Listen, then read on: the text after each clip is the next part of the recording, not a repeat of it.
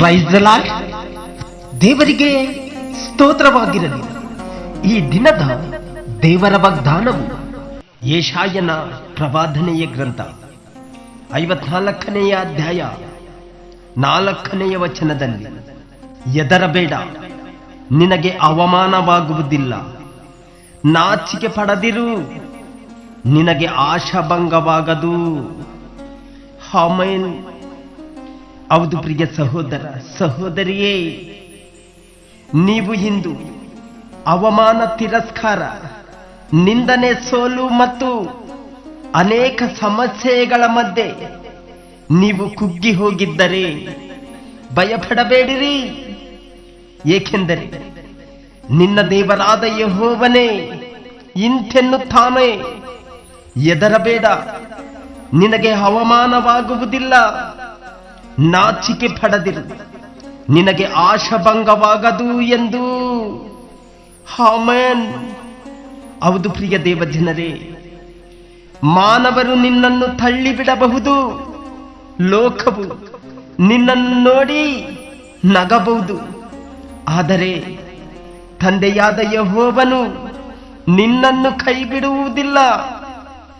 ನೀನು ಅನುಭವಿಸಿದ ನೋವುಗಳು ಶಾಶ್ವತವಲ್ಲ, ನೀನು ಸುರಿಸಿದ ಕಣ್ಣೀರು ವ್ಯರ್ಥವಲ್ಲ. ಆತನೇ ನಿನ್ನ ಮಾನವನ್ನು ಪುನಃ ಸ್ಥಾಪಿಸುವ ಸರ್ವಶಕ್ತನಾಗಿದ್ದಾನೆ. ಆಮೆನ್.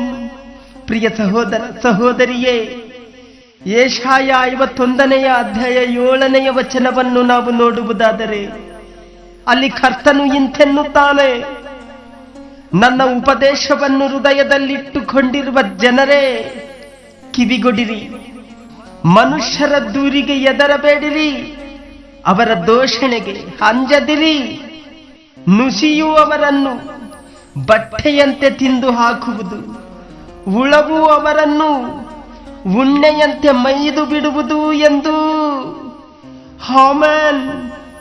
ಹೌದು ಪ್ರಿಯ ಸಹೋದರರೇ, ಕೇಳಿರಿ, ನಿಮ್ಮ ಇಂದಿನ ತಪ್ಪುಗಳು, ನಿಮ್ಮ ಸೋಲುಗಳು, ನಿಮ್ಮ ಬಡತನ ಇವೆಲ್ಲವುಗಳಿಂದ ನೀವು ನಿಮ್ಮ ತಲೆಯನ್ನು ತಗ್ಗಿಸಿಕೊಳ್ಳಬೇಡಿರಿ.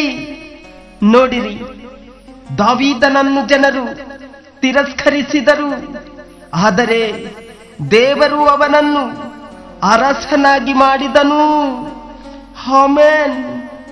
ಆದರೆ ಪ್ರಿಯ ದೇವಜನರೇ, ಇಂದು ನಿಮ್ಮ ನಿರೀಕ್ಷೆಗಳು ಮುರಿದು ಹೋದಂತೆಯೇ ಕಾಣಬಹುದು, ಆದರೆ ದೇವರ ಮೇಲೆ ಇಟ್ಟಿರುವ ಆ ಭರವಸೆ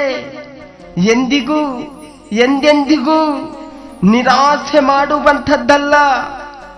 ಆ ದಿನ ಅಬ್ರಹಾಮನು ನಿರೀಕ್ಷೆ ಇಲ್ಲದ ಸ್ಥಿತಿಯಲ್ಲಿ ನಂಬಿದಾಗ ದೇವರ ವಾಗ್ದಾನವನ್ನು ಅವನಲ್ಲಿ ನೆರವೇರಿಸಿದನು.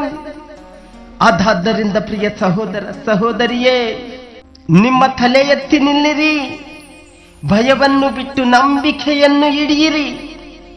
ಅವಮಾನ ನಿಮ್ಮ ಅಂತ್ಯವಲ್ಲ, ಅದೇ ನಿಮ್ಮ ಸಾಕ್ಷಿ. ದೇವರು ನಿಮ್ಮ ಕಥೆಯನ್ನು ಬದಲಾಯಿಸಿ ನಿಮ್ಮನ್ನು ಉನ್ನತ ಸ್ಥಾನದಲ್ಲಿ ನಿಲ್ಲಿಸುವನು.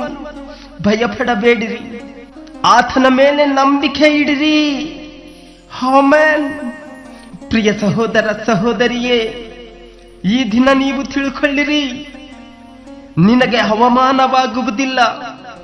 ಏಕೆಂದರೆ ಕರ್ತನು ಹೇಳುತ್ತಾನೆ, ನೀವು ಸತ್ಯವಾಗಿ ನಡೆದು ನೀತಿಯಲ್ಲಿ ನಿಂತಿದ್ದರೆ ದೇವರು ನಿಮ್ಮ ಗೌರವವನ್ನು ಮರಳಿ ಕೊಡುತ್ತಾನೆ.